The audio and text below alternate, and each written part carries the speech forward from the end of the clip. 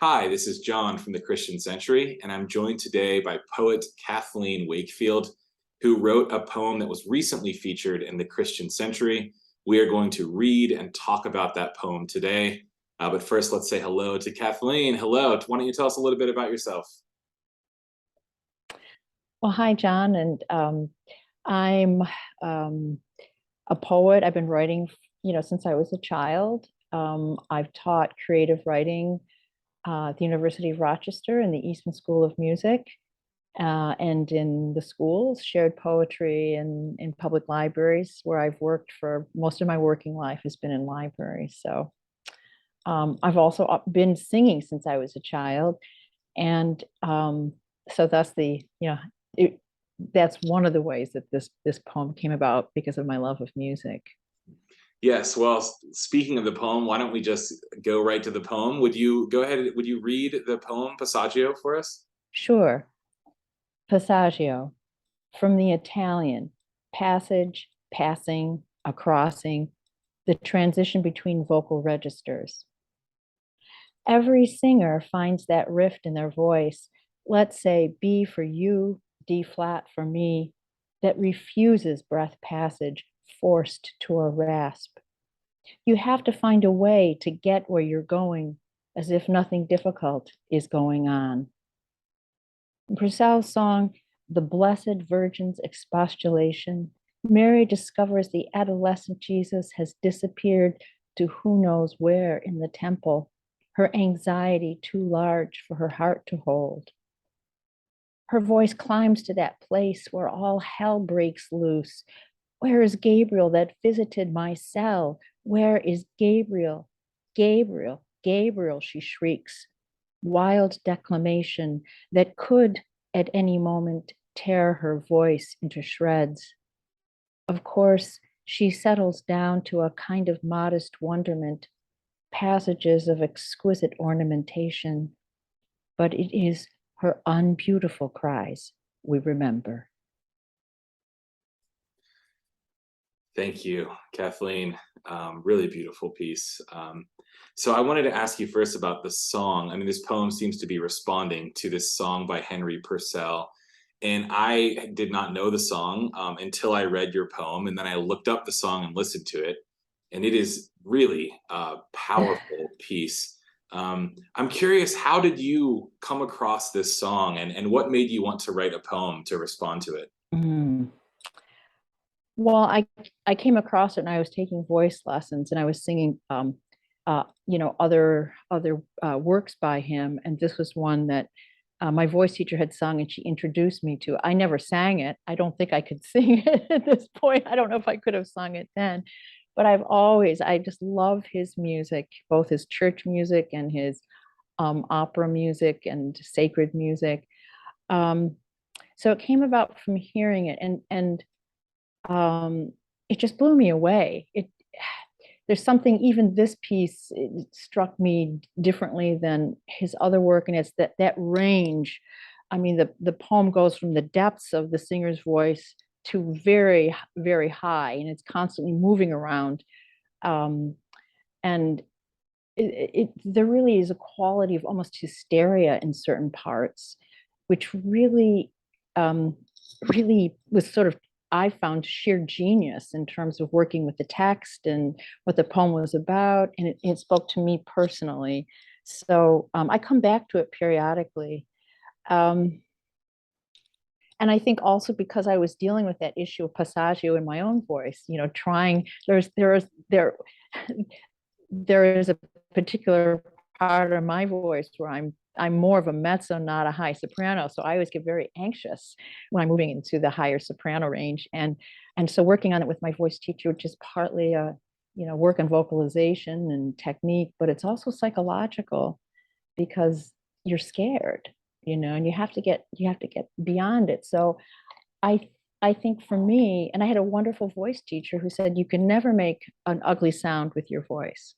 That was an extraordinary thing for her to say. It was a real gift.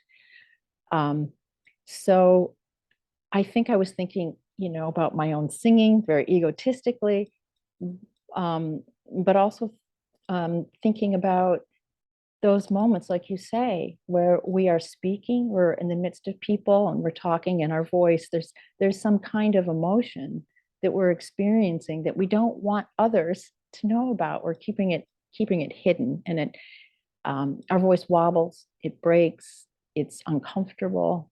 So that's where you pretend nothing difficult is going on, but it is.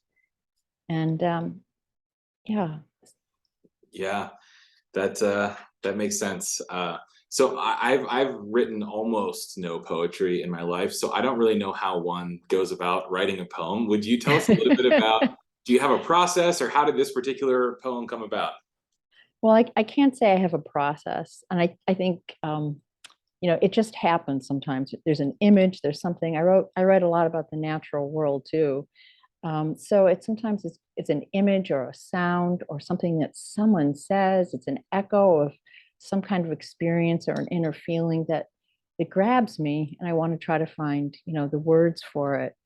Um, and I think in the writing of this poem, I know that the reason why I wrote this poem, it was a coming together of hearing the music, working on this particular issue and singing, and the song spoke to a particular time when I was probably trying to hide my feelings about a lot of things. And also, I mean, this poem, I think, if my mother were alive, this is a poem for her. It speaks to a lot of unspoken grief. She was a very, in public, restrained person. Um, and My sister died when she was 20 and I was 17. She was killed in a car accident. And her twin, my brother, died fairly early on in life with schizophrenia and complications. So this poem is it's about grief and fear, impending fear and loss. I wanted to find a way to, without talking about any of that personal stuff, maybe speak to it in this poem and make it something that spoke to other people.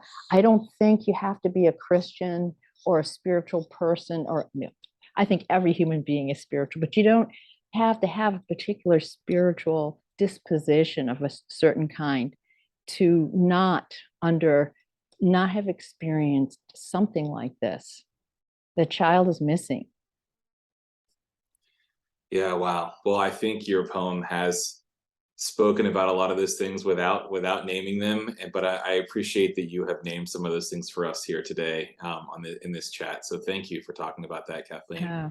Um, why don't we close with one final reading of Passagio? If you would read this for us again. Okay. Passagio, from the Italian, passage, passing, a crossing, the transition between vocal registers. Every singer finds that rift in their voice, let's say B for you, D flat for me, that refuses breath passage, forced to a rasp. You have to find a way to get where you're going, as if nothing difficult is going on. In Purcell's song, The Blessed Virgin's Expostulation, Mary discovers the adolescent Jesus has disappeared to who knows where in the temple. Her anxiety too large for her heart to hold. Her voice climbs to that place where all hell breaks loose. Where is Gabriel that visited my cell? Where is Gabriel? Gabriel, Gabriel, she shrieks. Wild declamation that could at any moment tear her voice into shreds. Of course, she settles down to a kind of modest wonderment, passages of exquisite ornamentation, but it is her unbeautiful cries we remember. I just feel like the need to say amen, because it's like a prayer in some ways. Thank you, Kathleen, for sharing your art with us and telling us some of your story here today. For those of you out there who would like to read more, we'll have some links below in the video description. We'll have a link to this poem if you haven't read it. We'll have a link to where you can buy Kathleen's most recent book of poetry, and we'll have a link where you can listen to the song, The Blessed Virgin's Expostulation. Thank you so much for being with us today, Kathleen. Oh, thank you, John, and thank you to the Christian Century for sharing the poem.